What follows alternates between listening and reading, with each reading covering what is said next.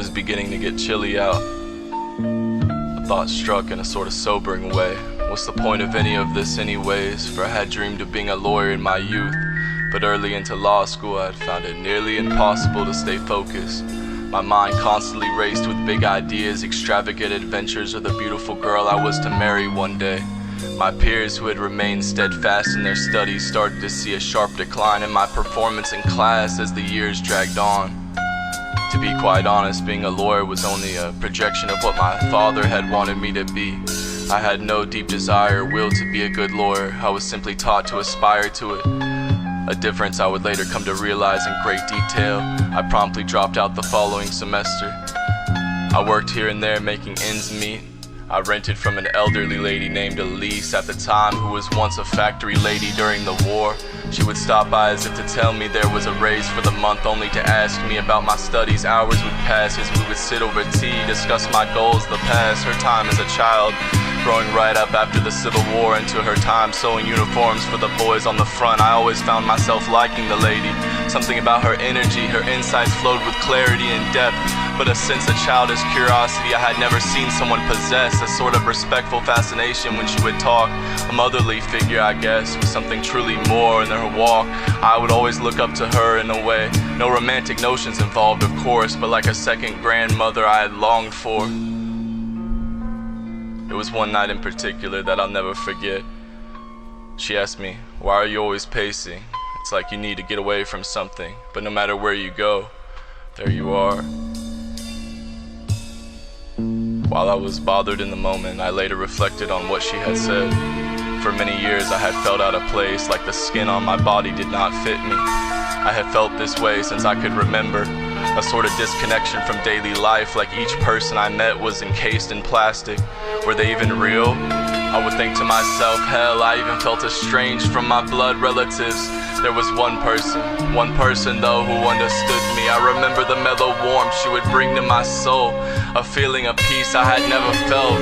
She's gone now, but the embers of the fire we once held are still out there in the cold. I could feel the warm sting of them in the town, on the trains, in my bed late at night as the wind howls and the rain falls in an almost rhythmic way upon the roof above. These days I'm left with memories and a handful of pictures we took at the studio down on 11th Street, and a piece of my heart that went missing when she left. The sun had begun to set on Main Street. As I made my way towards the corner store to get a Snickers bar and a pop, I had long put down the bottle. After seeing my father drink himself to death, I stayed on the straight and narrow. The wind nipped at my ears as the fog began to set in. I could hear the bustle of traffic. I began to speed up a bit. Just as I rounded the bend that leads to the store, I smelled it. I almost blurted out in a sort of nostalgic excitement, "Experience pot pies."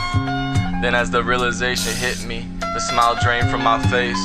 I'll never forget the day I heard the news. After all, we were all close when I was younger. I was at recess in grade school.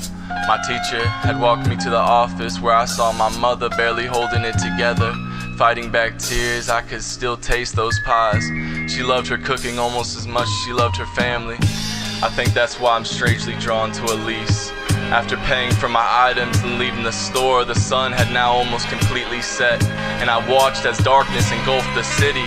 Rain clouds began to slowly move in, almost like ominous warnings from Mother Nature, as to say, no matter how much concrete you pour on me, you cannot bury me. Sometimes I wonder if we are slowly killing ourselves, or are we just more concerned with personal matters?